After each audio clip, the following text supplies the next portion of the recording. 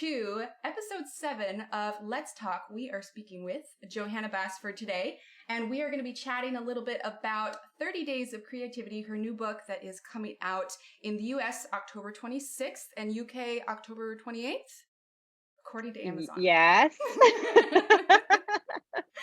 Sounds about Awesome. right. So if you haven't pre-ordered yours, be sure to get that pre-order in. All right, so 2 books this year. That's a lot in 1 year. I think that's the most you've ever done. So what made you want to release 2 books? We have actually one other year done two in the same year. Oh, I think it was Magical Jungle and Johanna's Christmas came that's out in the same right. year. But yeah, this year, and after I did that, I swore we would never do it again. But I think being in lockdown, I just had lots of time to think. And obviously, it's been a really tricky year for everyone. So I knew we were going to do a colouring book. But then I also had this other idea for a way to make sort of dead time more interesting and more alive and more useful. And I was like, I'd been doing like lots of 30-day courses. I tried 30 days of yoga about 6 times and I never make it that far through. But I love that idea. I know, right? The Yeah, I minute you did see the too. video is more than 20 minutes, I'm like, oh, I don't have time for that. Like that's really tricky for me now. But Yeah. anyway, I wanted to make almost like a course or a book that people could do in a chunk of time if, like they found themselves at home or they were going through a tricky period or they were maybe recovering or on vacation, like just a long vacation, might I add, if you've got 30 days. But it was just that idea of taking time and turning it into something really useful. And I just felt that creativity is the most wonderful self care. It's a great healthy habit. It's something that we can all adopt into our lives. And quite often it can seem really overwhelming and scary. So, sort of compressing it down into this little 30-day course would make it easy and accessible and yeah, just help more people get involved. Yes, definitely. And that actually was another one of our questions with the 30-day course. So you'll find all the information for that course in the description below. So if you haven't signed up for it yet, now is a good opportunity. So out of all of the pages that you've drawn in that book, I know we got to see the flip through and everything. Everybody's super Hmm. excited. Do you have a favorite page? Yes. So there's 30 creative exercises, some really simple drawing tutorials, some coloring pages. There's also 5 like cheerleading pages. So there's sort of like a little motto, like do more of what makes you happy, and then my little take on it. But my absolute favorite page would probably be the baking page. So there's every page in the book is based on something that brings me joy. Like, how like my books always have a theme. This one, the theme was loosely like, I'm just gonna draw stuff that makes me happy because it was in a lockdown. I'm like, I'm really selfish. This has to be this has to be a nice project for me too. And I love baking, and I love baking like my grandmother's old recipes. I have her old book. And I saw some people that would online do these beautiful art prints of a recipe, but it was, like an artist print. So instead of writing out the ingredients, there was little drawings, then they were drawing, all different bits of, I suppose, say machinery, equipment, kitchen equipment that you use, like Yes, your tools. whisk and your beater. Yeah. And then the recipe sort of like noted out. And I just love that idea that you could turn something really emotional with like loads of family connection into a beautiful piece of art that's also functional. So I did my grand's lemon butter cake. And there's a space in the book for you to then draw out and illustrate your own favorite family recipe or maybe a secret recipe, although not so secret after you've illustrated it. But things like that. I love that page just because there's like a nice family connection, a nice story behind it. I totally have full plans to make that. And then I'm gonna like put it next to one of the pictures and be like, look at the recipe.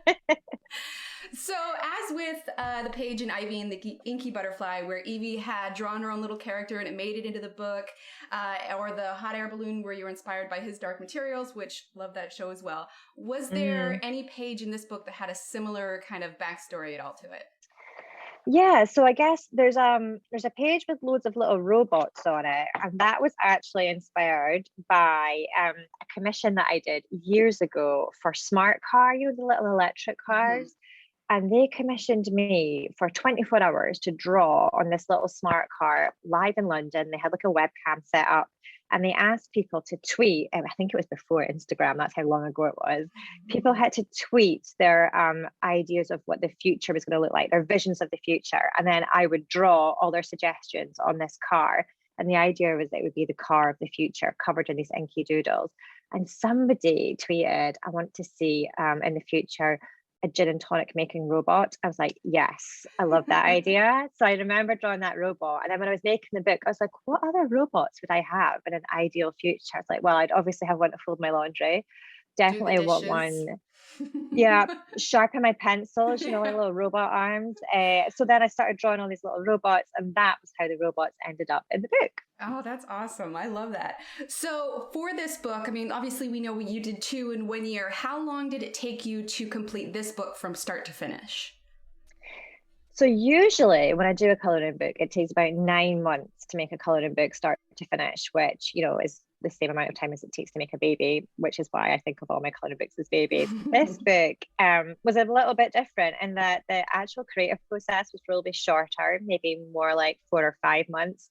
But the actual idea and the sort of percolating and bringing it all together much longer, because I started doing little exercises. Like, so the way that this book actually came about was because I was doing something similar in a notebook. I would write a list of prompts and then challenge myself to do a little creative exercise every day during the first lockdown before this book was even an idea. So it was the fact that I'd taken this creative, I don't know, discipline, and then I wanted to formalize it and make it into a book and tidy it up so it wasn't like a scruffy notebook like I had.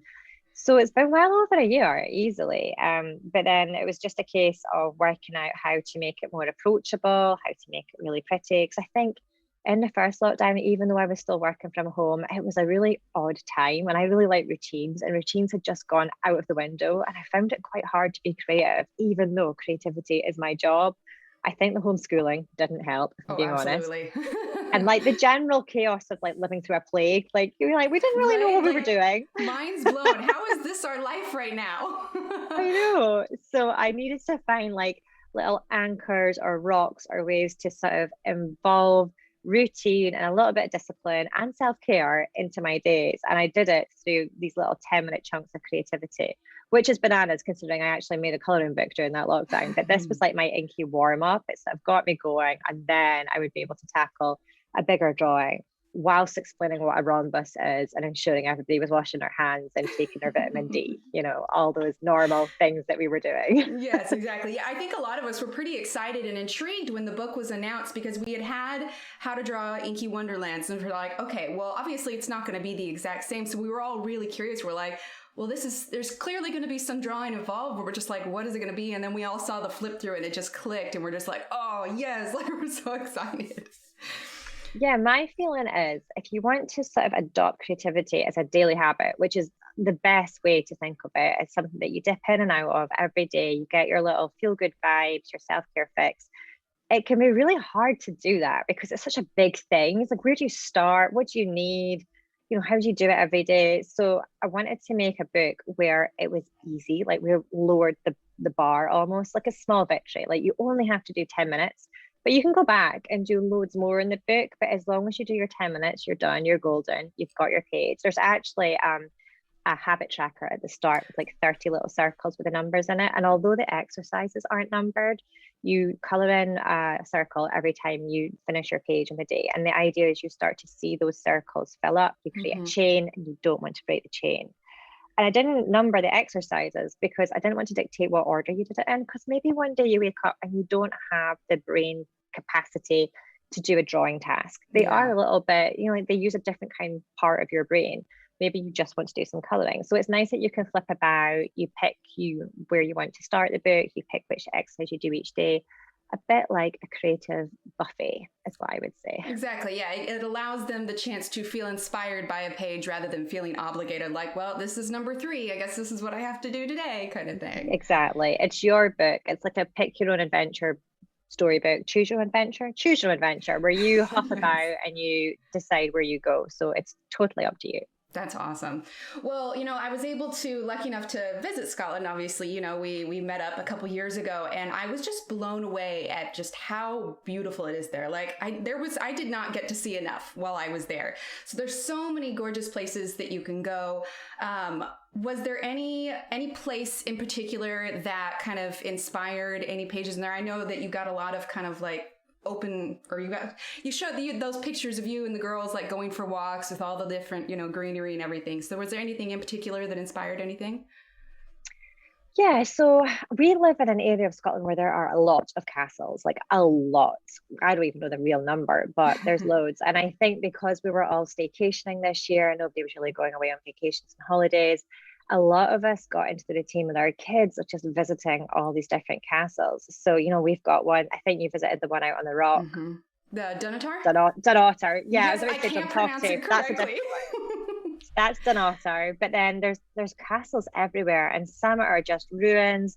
Some are still Mm-hmm. stately homes you can go down and visit. Yeah, Some are in Slane's beautiful Castle, that's one of the woodlands. ruins one. We went out to Yeah. Doune Castle, which is a Okay. popular filming site. That was like a 3-hour drive, I think. Yeah, you are great. I remember you saying you were going to do that. Like, we don't do that. I'm That from is really, Texas. really 3 hours far. is a day trip. I like that. That is a weekend break, but okay. So yeah, and there was no specific castles. I think just that entire summer, like I call it my Enid Blyton summer. I don't know if Enid Blyton's a popular author for children in the US, Oh, but okay. she wrote like all these storybooks from many decades ago. And it's just all like jolly good, healthy fun. Like children are out in the woods and discovering caves down at the seashore and playing by the river. Like it was just really a wholesome summer That's last year. And awesome. I think visiting all those wonderful castles and being in the woods, it was just so inspiring. So no one particular place, but that whole outdoorsy, quite, yeah, Earth Mother summer That's definitely awesome. helped That make the sounds book. magical, man. That's going to be some awesome memories for your girls when they grow up, too. Be like, remember that I summer? think They're so. not going to remember the pandemic. They're going to remember all the cool places that they went to. And I hate to admit it, but I don't really enjoy like this the games arcade and like the really noisy cinema visits. I really love going to the forest and going to the seaside, so I quite enjoyed it. Oh, yeah, absolutely. I'm right there with you. Well, so you've been an artist and illustrator for, I mean, a really long time, starting all the way back, what was it, Dundee, yeah. So At university. yeah, so you've been doing stuff for a while. So what would you say is your biggest career hurdle that you've had to overcome in that entire time? Um, so having children and still finding time to be creative, as you know, Emily, Mm-hmm. is difficult. I think it definitely saps different bits of your energy and your emotions, and it's quite. I found it quite hard initially to be creative when I was just so exhausted. But also just finding a space and feeling a bit guilty. Like, should I really be sitting here drawing? Like, I have this small Yes. human. Should I not go and like Mom interact with guilt. them? It is a rough Yes. thing. Yeah, and everyone gets it. So Yeah. that, but also I was thinking about this. I think there was a time sort of about 2015, 2016 when the business side of things Mm. really, really took off. And there was a big push to work with certain partners and to grow a brand Yeah. and to hire a huge team and build a big corporate giant.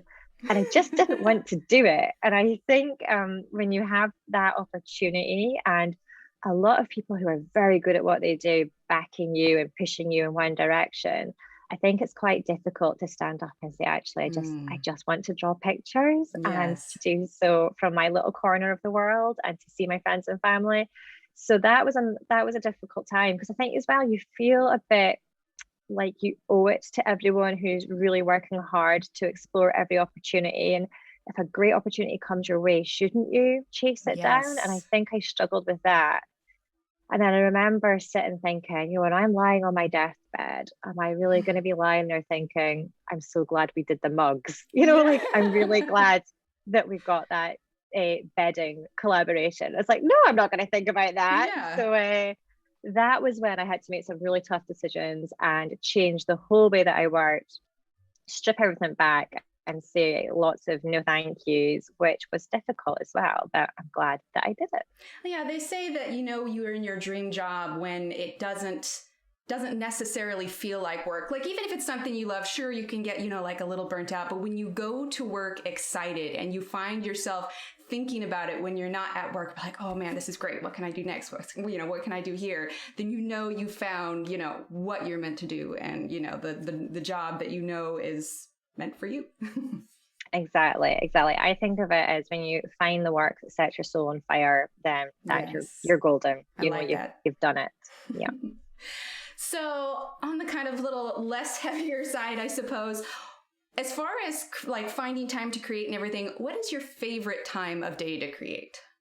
Morning. I am such a morning person. So I get up at 5 a.m. at the moment.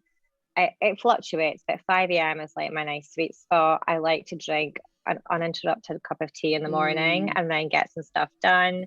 In the summertime, the daylight is beautiful. The sunlight is just like permanent in Scotland. Obviously it's a bit darker now, which is not so good, but I'm terrible in the evening. I'm definitely an early bird and not a night owl. No, that's fair. Well, as for someone who loves art supplies, what are some of the items that you always like to have on hand?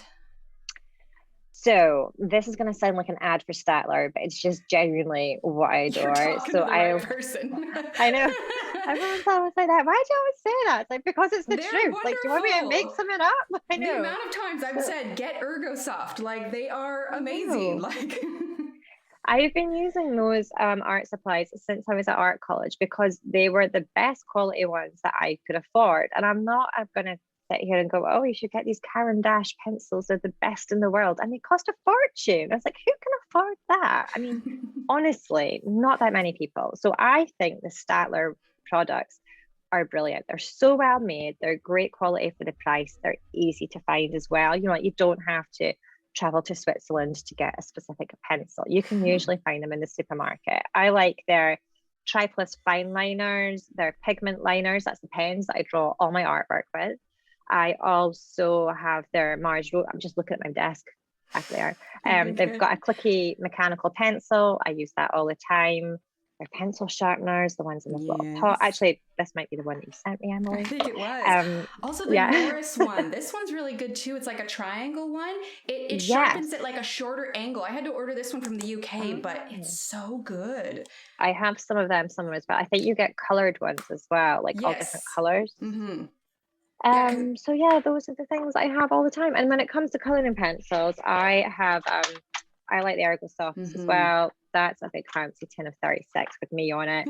But I think the Ergo Soft pencils are a really great quality pencil. They are soft enough to Mm-hmm. blend, hard enough that you can sharpen to a good point. Because my books are quite detailed. If you have a Yes. super crumbly pencil, for me anyway, I just smush it about all over the place. I need it to have a wee bit of bite to it. Mm-hmm. And that triangular pencil just, it feels nice in your It hand. It's does. just nice.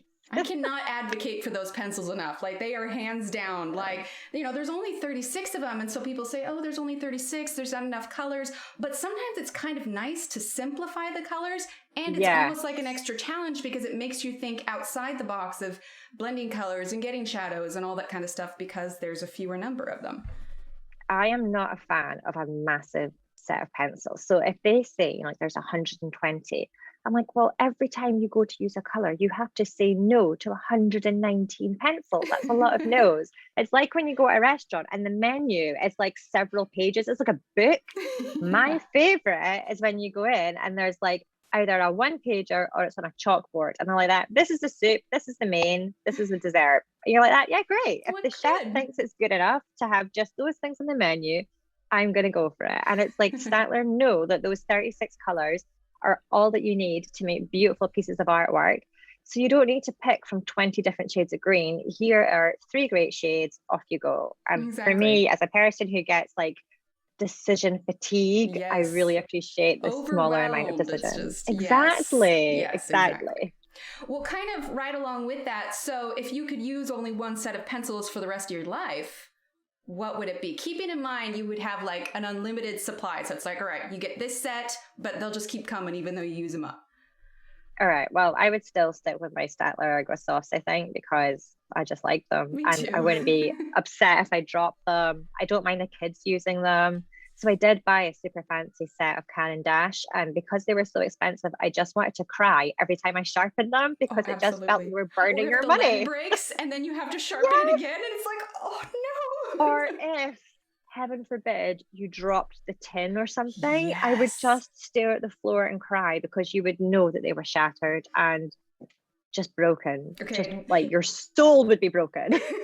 Admission time. First set of polychromos that I got. I put them in the cases that have the elastic bands, and twice, not once, but twice, when I was shifting the tin before the case arrived, I dumped the entire set. Thankfully, I had carpet floors, but I mean, they hit the desk, they hit the chair, and I'm like, oh no. Yeah. It, Oh gosh. it would be a bad day. It A would be a little bit, bad a day. little bit.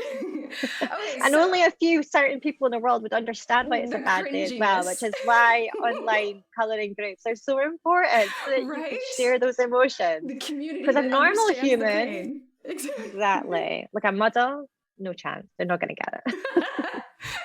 Meanwhile, you see somebody playing drumsticks with them, and you're like, Yeah, why? a muggle, not a muddle, a Yeah, a muggle. muggle. Yeah, I gotcha. I Yeah, gotcha. yeah. Well, so you have, you like to draw in the morning, you have your cup of tea. So in those days where you have a really long drawing session, what is your beverage and snack of choice? I drink a lot of tea, so I would say tea. I like Lady Grey tea bags with milk, no sugar, no lemon. And when it comes to eating whilst drawing, I'm a snacker and you need stuff that's not going to make a big old mess. So I'm like a fan of popcorn, sweet and salty. The combo is just the dream. That's awesome. Well, so obviously, it's easy as artists to be influenced or be inspired by other artists. I know that you've mentioned before that you try not to look at too many different things because you find that it inadvertently influences your work. Mm. But if you could choose an artist, even when you were going to school, who would you say has helped to inspire or I guess influence you the most kind of over the course of your career? Well, I think it always changes. I think it evolves and different people at different stages. So, for example, just now, Oliver Jeffers is a children's book author and illustrator, originally from Ireland. I think he was over with you guys for a little while. He's back Yeah. here now, but I just love his books. I love his approach. He's actually a fine artist, but he also does children's books. Just lives this wonderfully bohemian, creative life, has two small children, just seems like a good human as well. So Yeah. I think seeing folks like that take their creativity and just burn it, like they're really going for it. Their output is high, they have a good lifestyle, they're focused on what they're doing, they're making nice work, and they're good humans. Like folks like that, I find really inspiring. That's awesome. What is some advice you would give to someone who wants to have a career as an illustrator? Okay, so I would say, and I guess this quite a lot, work hard, dream big. And I used to say be nice. I am now changing that to be kind because Mm-hmm. I'm not sure what nice means. And I feel like nice people might get walked all over, but being kind, that's Empathy. important. Yeah, and have fun, I think. Mm-hmm. I think if you're not enjoying what you're doing, you're not doing the right thing, no matter how talented you are at it. When you get into illustration, it is a very it's competitive, but it Mm-hmm. doesn't need to be like cutthroat competitive. I think people make that mistake and think that they have to be really aggressive. There is lots of room for kindness and for collaboration and helping each other out. I think draw every day, try and Mm-hmm. practice because you will incrementally get better. Share your work. Don't be afraid to put it out there. Don't worry about people stealing it. Just make sure you've got your name on it. Share a picture. That's how things get out in the world. And keep going. Don't expect it to be an overnight thing. Nobody will come knocking on your door and discover you. This is not the X factor. It just takes a while, but you have to be persistent. And often, I think the people that are successful are not more talented or better connected or any of those things. They've just tried harder and Mm-hmm. longer. And I think that's where the real difference comes in. Yeah, I agree. I agree. So, obviously, with the number of books that have come out, I mean, you've successfully sold quite a few of them. But as we've mentioned before, you have a family, you have girls. So, what piece of advice would you give to somebody trying to figure out that balance between family and work, but also finding time for themselves? Because I think as artists, it's important that we find time to kind of internally recharge, fill our cup, so to speak. We can't exactly give if our cup is empty. Yeah. So I'll be honest to say it's a work in progress for me too. I don't That's think fair. anyone has that worked out. I think the fact that you know that you need to find that balance is an important thing. I think anyone who thinks they've got it nailed is probably not in a healthy space. So I do things like I used to work from home and now I have a studio because I just needed a bit of a separation. Yeah. I try not to have my phone on me when I'm with the girls because I don't want to be that parent like reading a work email and then getting frustrated and like just quit, I just need to text someone back. Like that's not very Yeah. nice. I try never to do lives when they're in the house, things like that. Just like separation. I think it's boundaries, isn't it? Like Yeah. I'm such a bad multitasker. I would rather be in mum mode and then in creative mode and then with my friends and then doing some self-care. So for me, that looks like turning off all my devices, Mm-hmm. reading a nice book, going for a walk in nature. I absolutely love that. Hanging out with my friends. Like I Yeah. think after a year of, doing a lot of Zoom and not being with people, to finally be able to have your friends around is just lovely. Like I just love that. So I think that for me seems to work, finding time to do all those different things separately and not to try and multitask. It's just horrible. Yeah, I'm right there with you. It's much easier to kind of just like stay focused on one. I'm a mom now. I'm an artist now. Yeah. Yeah. So I think that makes it a little bit easier. And a general lowering of standards helps as well, I find. Yes. Yes. Everyone's fed, alive. We might not look too glossy, and the house is a bit messy, but it's all right. We'll take that as a win. Like that seems to work The for dishes me. aren't going anywhere. They'll be here tomorrow. It's okay. Yeah, I mean, yeah, I'm like sadly, they're not that. going anywhere, but. I know, I know. Well, so we've had a lot of questions about, being an artist and your books. How about a few little fun questions that maybe not everybody might know? So, what is your favorite movie? Weirdly, I really like Juno just because it makes me Oh, that laugh is a good so one. Yeah. much, isn't it? I'll tell you my least favorite Okay. movie genre is a horror movies. I Me cannot watch a too. I horror movie. can't. Do you know what? Do you think it's because we've got really overactive imaginations? So the plus side is you Absolutely. can think of lovely things, but the downside is you can also think of awful, horrific, Right? terrible things. Just running and jumping on the bed. So whatever the scary thing is that was just on the movie doesn't Yes, grab you out from underneath. exactly. I watched, did you guys have the Blair Witch Project over there many Yes, years yes, ago? we had it. Yeah. Oh my days, I did not walk the dog in the dark for about a decade after that movie. And I didn't even watch most of it. I just stared at the person's trainers next to me with my fingers in my ears. It was awful. It was awful. I still get nervous. It's after dark and I have to go out to the car. I'm like looking around. I'm like, oh God, okay, get it out. Get back inside the house. I know, I know. Yeah, I'm a big mine. fan of a flashlight. Right, mine was the Sixth Sense. I saw that when I was probably too young, and that one just. I like I Bruce haven't seen, Willis, I but haven't seen that don't yet. see it. I don't need to see it. Don't I know see the it. twist. I don't need to see the movie. All right. So then, favorite pizza toppings. I'm a big fan of pineapple on pizza, but I actually think my favorite is artichokes. I love artichokes on Oh, pizza. interesting. Yeah, but equally happy to have pineapple. I Me know like too. that's a real No. divisive one for many I'm right there folks. with you. I like pineapple on my Yeah. pizza. I mean, we're probably gonna get some Mm. comments be like, "No, it's terrible." And we're like, "No, just gotta open your mind. It's delicious." I like it. I also like a cheese and pineapple toasty. Do you ever have that? So we don't really have things like that are toasties here, but because of the coloring community, I have a lot of friends that are in the UK and Australia, and I like started Okay. hearing about toasties. I was like, "What the heck is a toasty?" Didn't know that was a UK thing. Do you have paninis? We do have paninis. Yes, yes, All yes, right, yes. so like a cheese, a cheddar cheese and pineapple panini Interesting. is one of life's small joys. I'll have to try that. Yeah, that sounds Yeah. intriguing. Okay, last fun question. If you could have any one superpower, what would it be and why? Um, I would like to be able to talk to animals.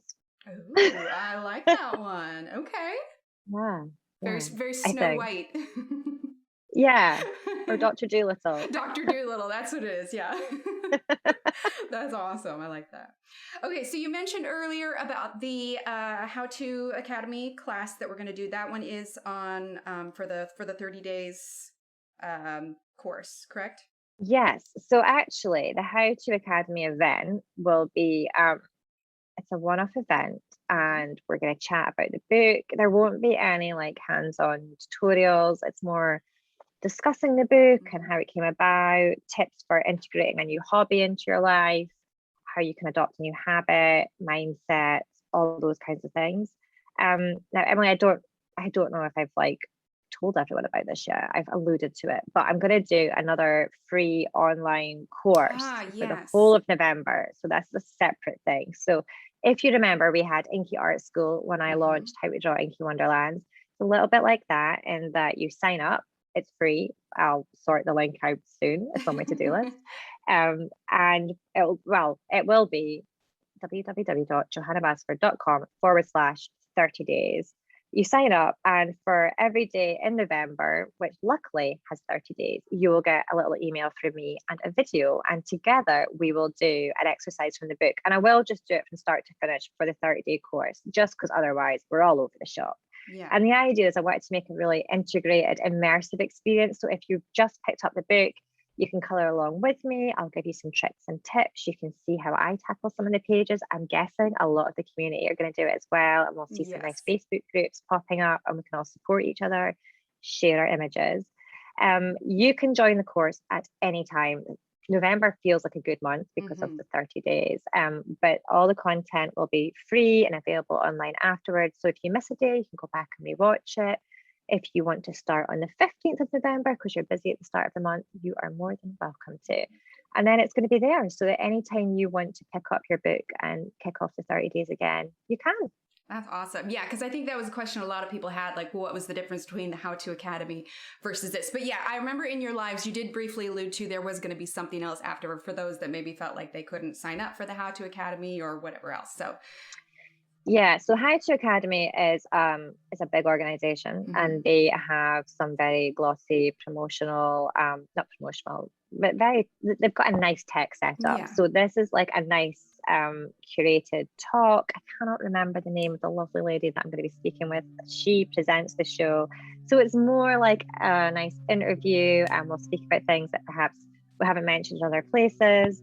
And some stories behind the book, all those good things. And then the 30 Days of Creativity course that I'm doing separately, It'll be that will after. show you like some step by step, some actual practical techniques. The Awesome. videos are going to be pre recorded so that we'll have them to share. And then I'm going Hmm. to hop on and do lives as well because it's just nice saying hi and Oh, being yeah. real Oh, everybody in real loves it. time. Like, you go on and it's I just know. like, boom, 30 seconds in, 300 people in the room. It's so lovely. And I think part of the epic joy is how flustered I get when I drop the phone or the camera doesn't quite work or somebody's phoning me while I'm trying to do it. It feels very real. I was gonna say And that's I what quite like that. it makes you personable and real, and the fact that you come on and you talk to the audience. Like, obviously, with 300 plus people in the room, you can't respond to every comment, but they know that you're there, they know that you're listening, and then you go through and you answer questions, and it makes you very down to earth. Pretty much anybody that I've ever talked to, they just say how personable you are, and they like that you're just like such a real person. Oh, So I think that's definitely in the plus category for a lot of people.